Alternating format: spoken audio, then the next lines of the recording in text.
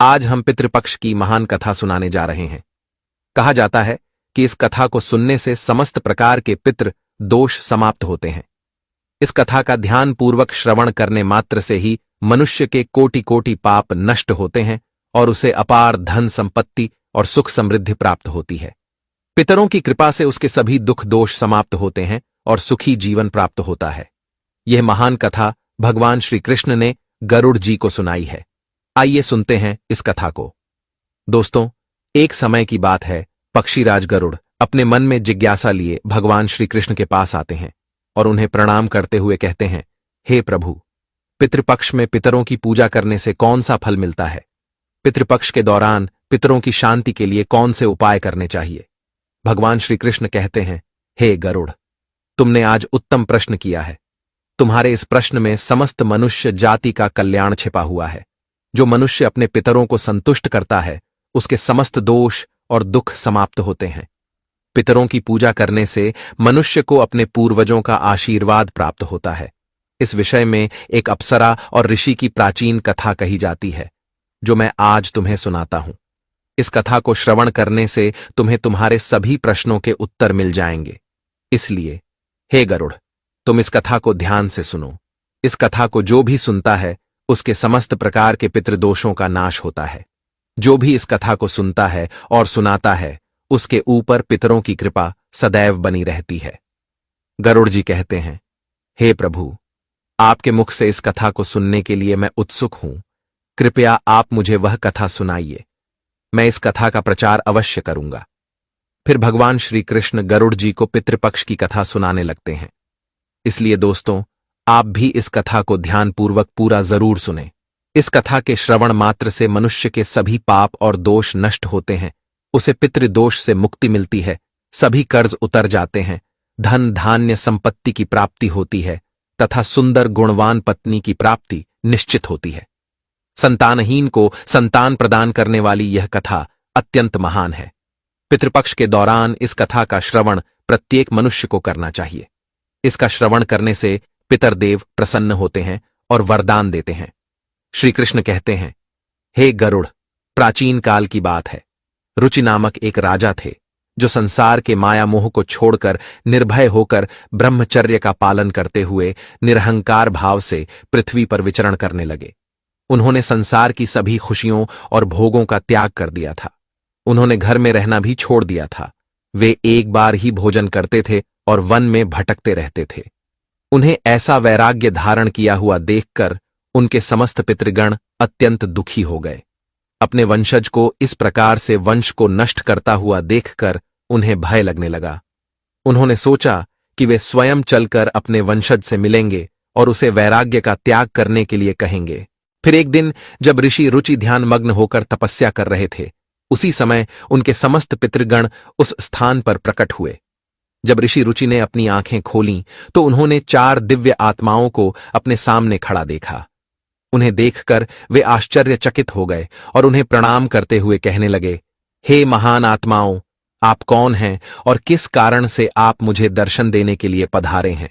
वे सभी दिव्य आत्माएं कहने लगी, हे वत्स, हम तुम्हारे पूर्वज हैं और हम तुम्हारे इस वैराग्यपूर्ण आचरण से अत्यंत दुखी हैं, इसीलिए तुमसे मिलने के लिए आए हैं। ऋषि रुचि ने उन्हें नमस्कार करते हुए आदरपूर्वक पूछा, हे पितृगण, आप सभी के दर्शन करके मैं कृतार्थ हो गया, किंतु आप मेरे आचरण से दुखी क्यों हैं? कृपया मुझे विस्तार से बताइए। मुझसे ऐसी कौन सी भूल हो गई है जो मेरे पूर्वज मुझसे असंतुष्ट और दुखी हैं? तब वे सभी पितृगण कहने लगे, हे वत्स, तुमने किस कारण से विवाह नहीं किया? विवाह स्वर्ग और मोक्ष प्राप्ति का उत्तम मार्ग है। गृहस्थ आश्रम के बिना मनुष्य को शाश्वत बंधन होता है। गृहस्थ में रहकर मनुष्य देवताओं, पितरों, ऋषियों और याचकों की पूजा करके उत्तम लोकों को प्राप्त करता है। वह देवताओं को स्वाहा और पितरों को स्वधा शब्द के उच्चारण से तथा द्वार पर आए अतिथियों और याचकों को दान देकर संतुष्ट करता है। विवाह न करके, संतान को उत्पन्न न करके तुम देव ऋण तथा पितृजनों के ऋण से मुक्ति नहीं पा सकोगे। संसार में रहने वाले मनुष्य, ऋषि तथा अन्य प्राणियों के लिए भी तुम प्रतिदिन ऋणी ही हो रहे हो। संतान की उत्पत्ति के बिना तुम स्वर्ग को कैसे प्राप्त कर सकोगे? देव पूजा, पितृ तर्पण तथा संन्यास ग्रहण किए बगैर तुम्हें स्वर्ग की प्राप्ति नहीं होगी।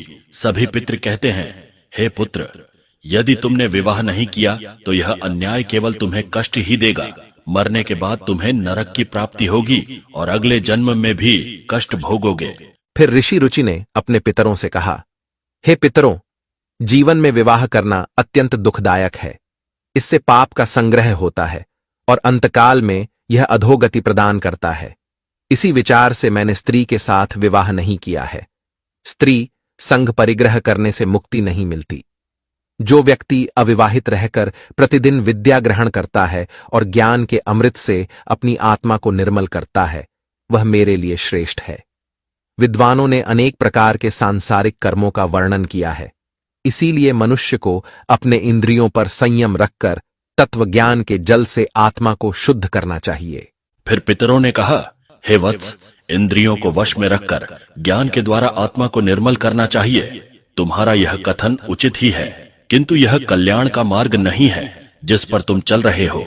यज्ञ, तप और दान के द्वारा अपने अमंगल को दूर करते हुए फल प्राप्ति की कामना से रहित जो शुभ और अशुभ कर्म हैं, वे बंधन के कारण नहीं होते। जो पूर्व का कर्म है वह भोग से नष्ट होता है। पूर्व जन्म का जो पुण्य कर्म है वह सुख दुख को भोगने से निरंतर नष्ट होता रहता है। फिर ऋषि रुचि ने कहा, हे पितामह, वेदों में कर्म मार्ग के प्रतिपादन द्वारा अविद्या और माया की पुष्टि की गई है। इसीलिए आप मुझे विवाह करने के लिए क्यों प्रेरित कर रहे हैं? विवाह करके मेरा अनिष्ट ही हो जाएगा। पितरों ने कहा, हे वत्स, कर्म द्वारा जो कुछ भी किया जाता है वह अविद्या है, यह सत्य है। किंतु विद्या प्राप्त करना भी एक प्रकार का कर्म है। शास्त्रों में जो विहित कर्म हैं, सज्जन पुरुष उनका उल्लंघन नहीं करते, उन्हें उसी से मोक्ष की प्राप्ति होती है।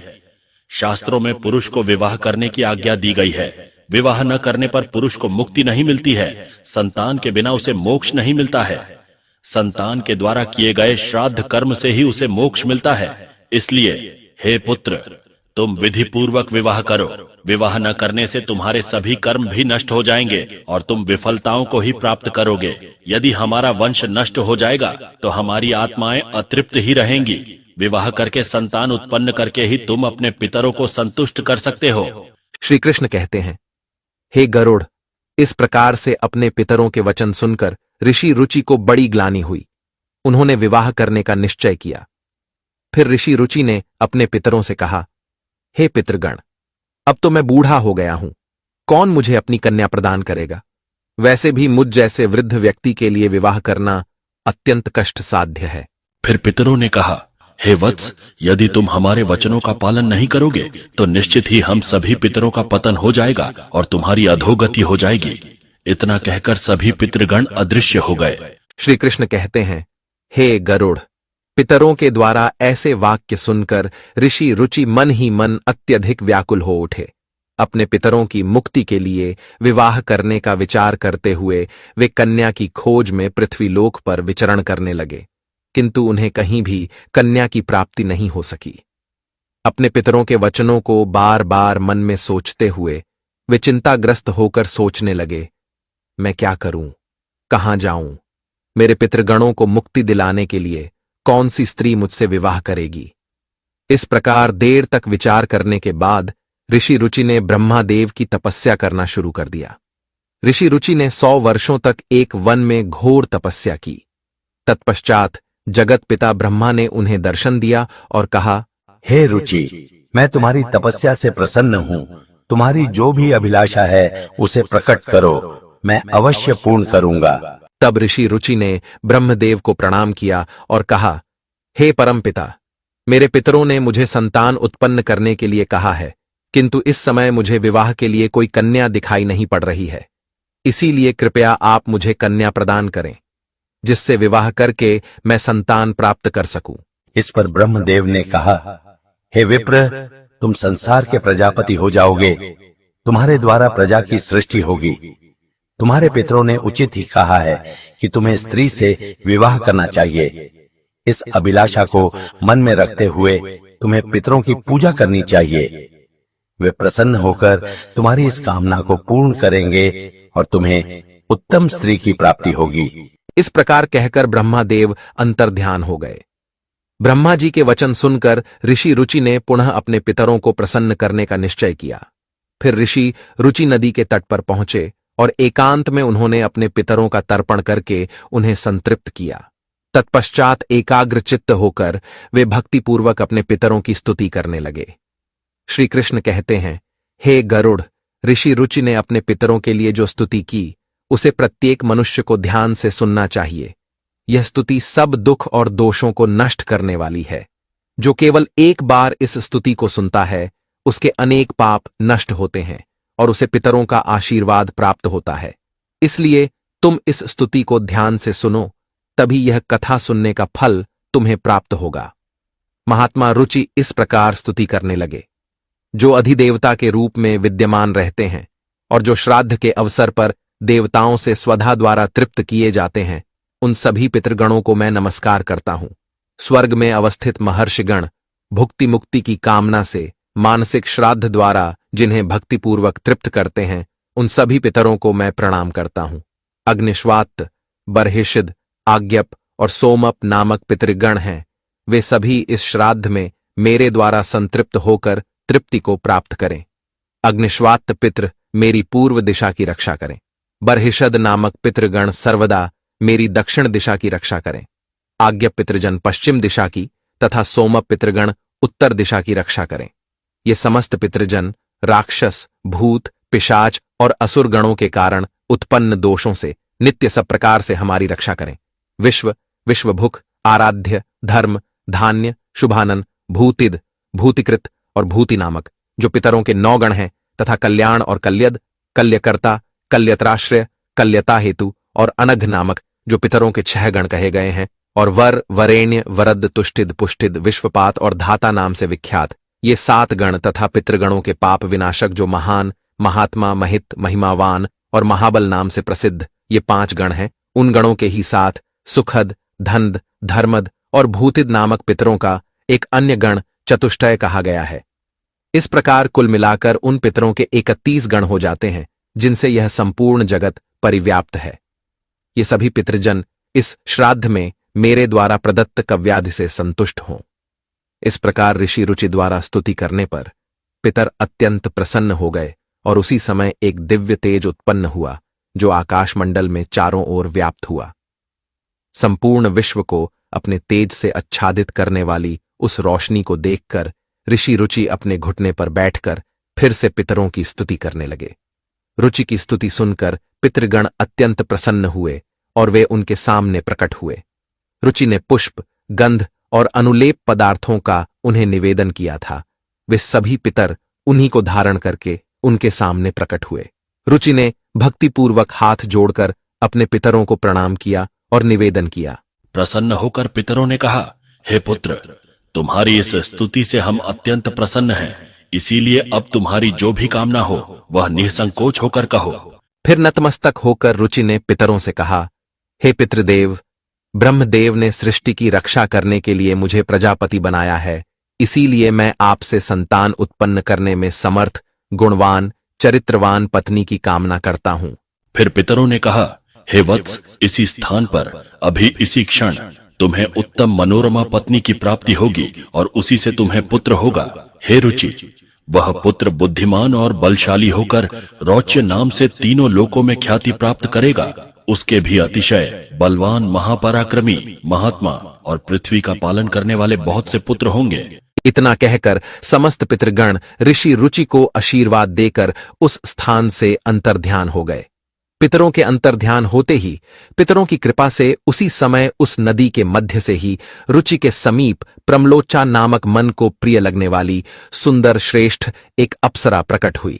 उस श्रेष्ठ अप्सरा ने मधुर वाणी में महात्मा रुचि से कहा, हे तपस्वी श्रेष्ठ, वरुण के पुत्र महर्षि पुष्कर द्वारा मेरी एक अतिशय सुंदर कन्या उत्पन्न हुई है।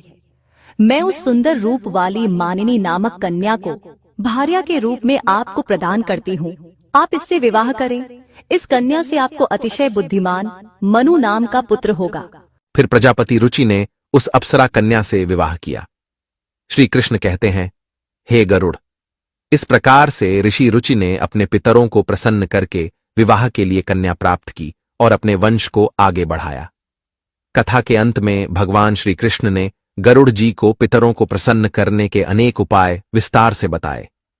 ये उपाय मनुष्य के जीवन में पितृदोष को समाप्त करने और पितरों की कृपा प्राप्त करने के लिए अत्यंत आवश्यक माने जाते हैं। श्री कृष्ण ने गरुड़ जी से कहा कि पितरों को प्रसन्न करने के लिए कुछ विशेष अनुष्ठान, तर्पण और धार्मिक कार्यों का पालन करना आवश्यक होता है। आइए जानते हैं उन महत्वपूर्ण उपायों के बारे में। पितरों को प्रसन्न करने का सबसे पहला और मुख्य उपाय तर्पण है। तर्पण का अर्थ है जल अर्पण करना। पितृपक्ष के दौरान पवित्र जल को हाथ में लेकर पितरों का आह्वान करते हुए उन्हें जल अर्पण करना चाहिए। तर्पण में काले तिल, जल, दूध और कुशा का उपयोग किया जाता है। यह कार्य पवित्र मन और श्रद्धा से करना चाहिए, जिससे पितृगण तृप्त होकर प्रसन्न होते हैं। तर्पण करते समय एयुएम पितृभ्य स्वधा मंत्र का उच्चारण करना चाहिए, जिससे पितृ संतुष्ट होते हैं और आशीर्वाद प्रदान करते हैं। श्री कृष्ण कहते हैं, श्राद्ध कर्म पितरों की तृप्ति के लिए एक महत्वपूर्ण अनुष्ठान है। इसमें पितरों के निमित्त भोजन, फल और वस्त्र अर्पण किए जाते हैं। श्राद्ध कर्म करने वाले व्यक्ति को ब्राह्मणों को भोजन कराना चाहिए और उन्हें वस्त्र एवं दक्षिणा देकर आशीर्वाद लेना चाहिए। श्राद्ध के दिन विशेष रूप से सात्विक भोजन बनाना चाहिए, जिसमें खीर, पूड़ी, सब्जी और अन्य पौष्टिक एवं ताजे खाद्य पदार्थ शामिल हों। इस भोजन को पवित्रता के साथ पितरों के निमित्त अर्पण किया जाता है। तीसरा उपाय श्री कृष्ण ने बताया, गाय, ब्राह्मण और अन्य जीवों को भोजन। पितरों को प्रसन्न करने के लिए गाय, कुत्ते, कौवे और ब्राह्मणों को भोजन कराना अत्यंत शुभ माना जाता है। इन्हें भोजन अर्पण करने से पितृ तृप्त होते हैं और प्रसन्न होकर आशीर्वाद देते हैं। विशेष रूप से श्राद्ध के दिन गाय को हरी घास और रोटी खिलाना और कौवे को चावल व खीर खिलाना शुभ माना जाता है। इन कार्यों को करने से पितरों की कृपा प्राप्त होती है और पितृदोष से मुक्ति मिलती है। श्री कृष्ण कहते हैं, पीपल और तुलसी के वृक्ष की पूजा करना पितरों को प्रसन्न करने का महत्वपूर्ण उपाय है। पीपल का वृक्ष पितृगणों का निवास स्थान माना जाता है और तुलसी का पौधा देवी लक्ष्मी का प्रतीक होता है। श्राद्ध के दिन पीपल और तुलसी की पूजा करके पितरों को तृप्त किया जाता है। पीपल के वृक्ष के नीचे दीप जलाने से पितृगण प्रसन्न होते हैं और परिवार को सुख समृद्धि का आशीर्वाद देते हैं। भगवान श्री कृष्ण ने गरुड़ जी को बताया कि जो व्यक्ति पितृदोष से पीड़ित होता है, उसे गया जी या अन्य पवित्र तीर्थ स्थलों पर जाकर पिंडदान करना चाहिए। गया जी में पिंडदान करने से पितृ संतुष्ट होकर मोक्ष प्राप्त करते हैं और वंशजों को आशीर्वाद देते हैं। पिंडदान के समय काले तिल, कुशा और चावल का उपयोग करके पितरों को अर्पण करना चाहिए। यह प्रक्रिया पितरों को तृप्त करती है और उनकी आत्मा को शांति प्रदान करती है। श्री कृष्ण कहते हैं, पितरों को प्रसन्न करने के लिए व्यक्ति को श्राद्ध पक्ष के दौरान व्रत रखना चाहिए। इस समय सात्विक आहार ग्रहण करना चाहिए और ब्रह्मचर्य का पालन करना चाहिए। भगवान श्री कृष्ण ने गरुड़ जी से कहा कि श्राद्ध पक्ष में मांस, मदिरा और तामसिक आहार का सेवन नहीं करना चाहिए। व्रत के दौरान भगवान विष्णु, शिव और देवी लक्ष्मी की आराधना करनी चाहिए। इससे पितरों की आत्मा को शांति मिलती है और वे प्रसन्न होकर आशीर्वाद प्रदान करते हैं। श्री कृष्ण कहते हैं, पितरों को संतुष्ट करने के लिए गरीबों, ब्राह्मणों और साधुओं को अन्नदान और वस्त्रदान करना चाहिए। यह कार्य विशेष रूप से श्राद्ध पक्ष के दौरान करने से पितरों की आत्मा को तृप्ति प्राप्त होती है। अन्नदान और वस्त्रदान से मनुष्य को पुण्य की प्राप्ति होती है और पितृदोष से मुक्ति मिलती है।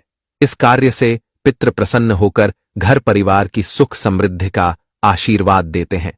भगवान श्री कृष्ण ने बताया कि पवित्र नदियों, विशेषकर गंगा में स्नान करके पितरों के निमित्त जल अर्पण करना अत्यंत शुभ माना गया है। गंगा जल पितरों की तृप्ति के लिए सर्वोत्तम होता है, जिससे पितृदोष समाप्त होते हैं। गंगा में स्नान करने से व्यक्ति के पाप धुल जाते हैं और पितरों की आत्मा को शांति मिलती है। इस कार्य से पितृ प्रसन्न होकर आशीर्वाद प्रदान करते हैं। श्री कृष्ण कहते हैं, पितरों को प्रसन्न करने के लिए सत्संग में शामिल होना और पवित्र ग्रंथों जैसे भगवद गीता का पाठ करना अत्यंत लाभकारी माना जाता है। पितरों की शांति के लिए गीता के 11वें अध्याय का पाठ विशेष रूप से लाभकारी होता है। भगवद गीता के पाठ से पितरों की आत्मा को शांति मिलती है और उनके वंशजों पर उनकी कृपा बनी रहती है। भगवान श्री कृष्ण ने गरुड़ जी को यह भी बताया कि जो व्यक्ति इन उपायों को श्रद्धा और विश्वास के साथ करता है, उसे जीवन में सभी प्रकार के सुख और समृद्धि प्राप्त होते हैं। पितरों की कृपा से उसके समस्त दोष समाप्त होते हैं और परिवार में शांति बनी रहती है। इन उपायों को नियमित रूप से करने से पितृदोष से मुक्ति मिलती है और पितृ प्रसन्न होकर वंशजों को आशीर्वाद देते हैं। श्री कृष्ण ने गरुड़ जी से कहा, हे गरुड़, जो भी व्यक्ति इन उपायों का पालन करता है, उसे पितृदोष का कभी सामना नहीं करना पड़ता और उसके पितृ सदैव प्रसन्न रहते हैं। इस प्रकार भगवान श्री कृष्ण ने पितरों को प्रसन्न करने के विभिन्न उपाय विस्तार से बताए, जिन्हें हर व्यक्ति को पितृपक्ष में करना चाहिए। तो दोस्तों, इस प्रकार से गरुड़ पुराण में पितृपक्ष की कथा का वर्णन किया गया है। उम्मीद है आपको यह कथा पसंद आई होगी, तो कमेंट में जरूर बताएं।